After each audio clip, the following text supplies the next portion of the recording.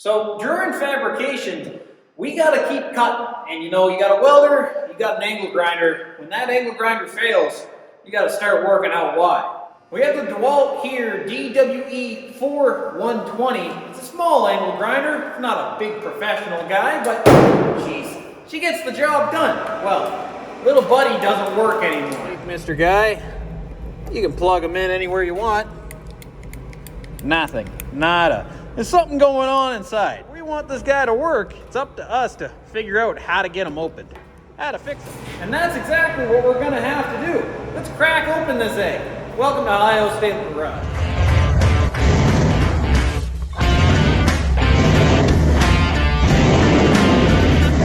So here she is, the DWE4120. What was going on with this guy is you would be using them, but you know, then it would be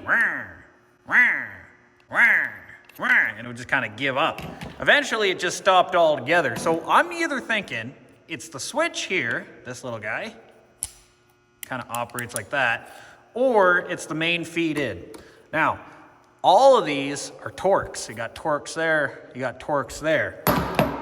So what we brought to this battle, we got a whole bunch of Torx, got a little pry bar, and we got our ratchet and our little guy here. I think it's called a nut driver, all said and done. So that's what we're gonna do. Let's crack open this pinata. All right, so let's see what we got going on here. It appears like it's a T15 Torx. Take these guys off, so let's quickly take these guys off here and see what's going on.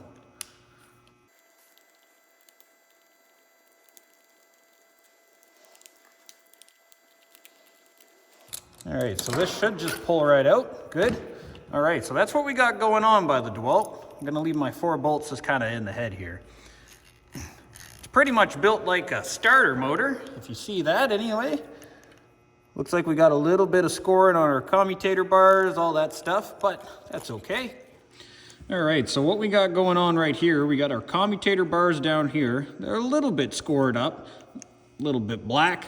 What we'll do is we'll just kind of brush these guys off, make them all shiny again. The armature seems okay without having like a growler or anything. Can't really test that. But the whole system seems okay here. I don't think that's any of the problem. It could just be that, but we'll clean that up. Let's keep diving further into the field coils, switch, and our extension cord.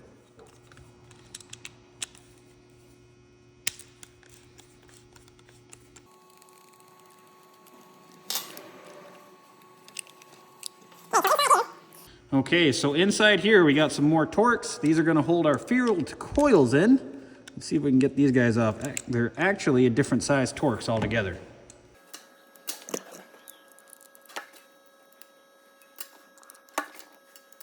Gonna switch over to a T10. T10 should be able to take these guys off lickety split.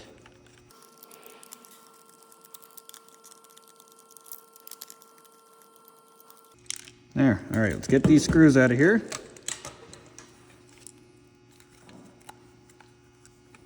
One fell inside. Oh, there we go. So there's our screws. We'll put him off to the side. Should just pull out. Okay. Now, how do we get our field coils out?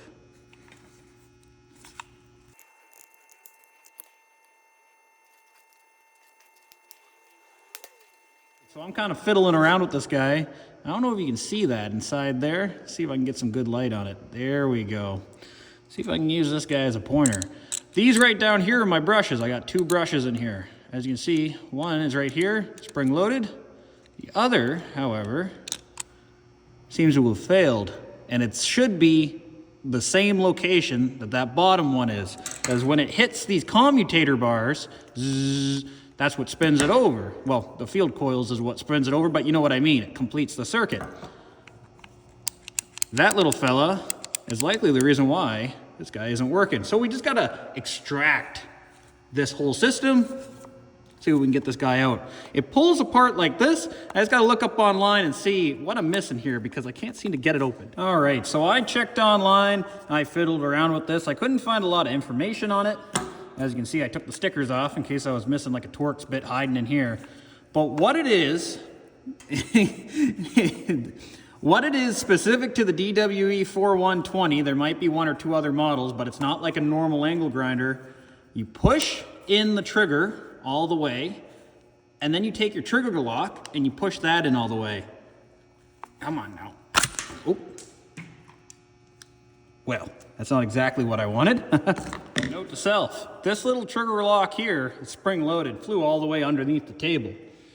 But he was right here. He was the guy that I was pushing in, and now it's separated the entire bit. So you can kind of put the armature, the head, all that stuff over here.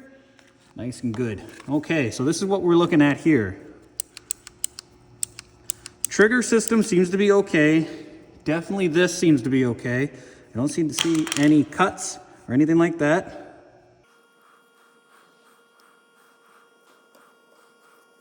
So as we thought, this brush right here, what ended up doing it, what ended up killing the goose, do you see this cable right here? Let's see if I can get this guy to focus in on this.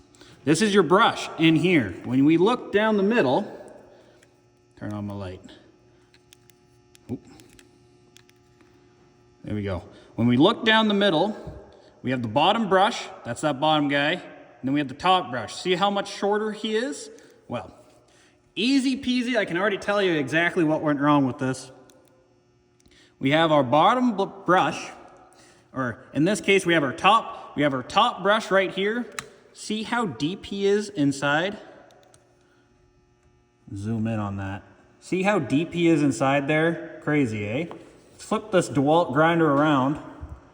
Look how shallow he is. Again, deep, shallow. They both should be at the exact same point.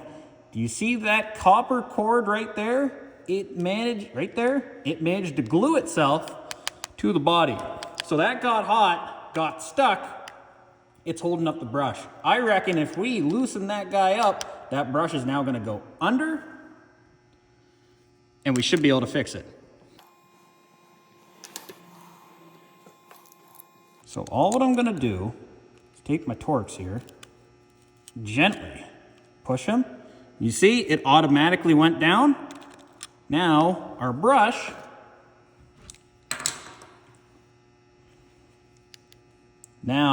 our brushes are both exactly in the same spot. I think that likely fixed it right there. Again, here's the pieces that we have. We have the main body, our field coils and everything are in here. This is literally just an extension cord plug. He's not our issue. We have a plastic retainer. We got our trigger. We got our commutators down here, which I'm gonna clean up. We have our armature and we have our head. All that seems to be okay, so I think I'm just gonna reassemble it as it is, but let's just quickly clean these guys up. Just gonna quickly use this little scuff pad here. Just kind of scuff these guys back into fruition. See, that's how it's supposed to be, not black. We might as well get that out of the way right now.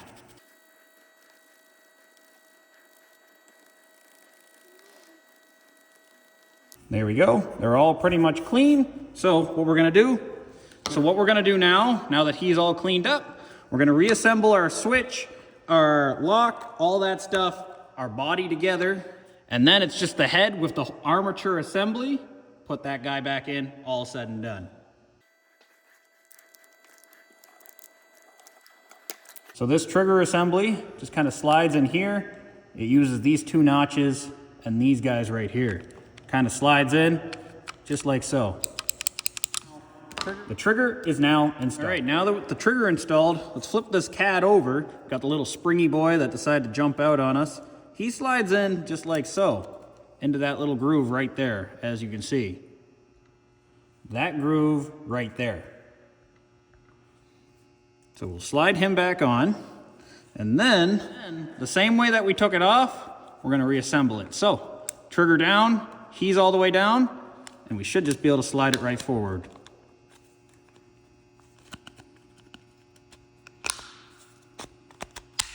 Just like so. Awesome. Let's put our screw back in. Take our screw. He goes at the back, right here. Just like so. Let's put him back together.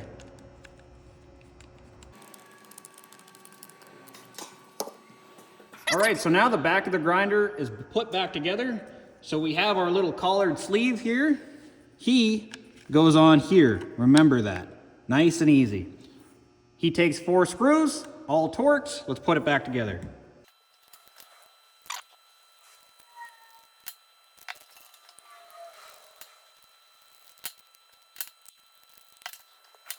All right, so all we have left now is the body, field coil assemblies, all that stuff is all together. He's one piece. We have the head, we have our armature with our commutators, all that stuff. I already checked the bearings, all that stuff seems okay. The grease seems okay. On the pinion, all that stuff's good. So what I can do, I can slide him back together, just like so. Slide that guy back together. He's now working fine again. So now, as you can see, we have our brushes. So again, as you can see, our brushes are now in the right spot. So we should just be able to slide this guy back inside. So one thing I had to do just quickly, I took the back of the body back off, I took the trigger off, and I took our hold down off again because those, because at the end of the day, those brushes right there, we're gonna have to basically pull back as we put the armature and the commutator bars back inside. All what I'm gonna do for that is I'm just gonna take the brushes out. Two little Torx screws at the end of the day, nothing too drastic. And now I'm simply just gonna pull my brushes out for right now, just so then, you know, we can put the commutator, the armature, all that stuff back in. And there we go. So the head goes back in. As you can see, our commutator bars are in the right spot on both sides. Let me put down the head and then we can reassemble this back half.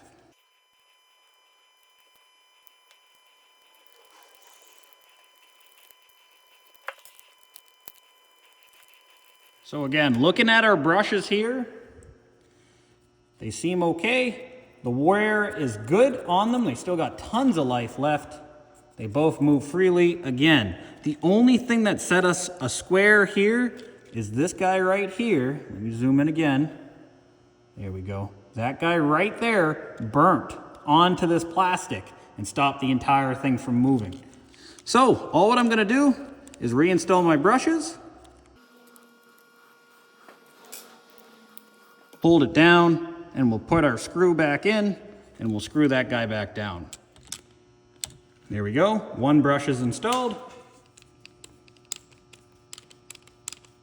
2 brushes installed. What I did to make sure that this line right here doesn't arc on that black spot again and get stuck, I just kind of pushed this guy down, bent him back into shape, and now it should follow in that channel. So let's reattach the trigger, our lock, put the body back together. In goes our trigger. In goes our lock. And now same thing, we're gonna hold down our trigger lock, hold down our trigger, and slide the entire assembly back together. Just like so. Now, let's put our bolt back in. All right, so we got this guy reassembled. I'm really excited to see it's our DWE4120 now lives again. So let's go over to an outlet and let's see if it spins.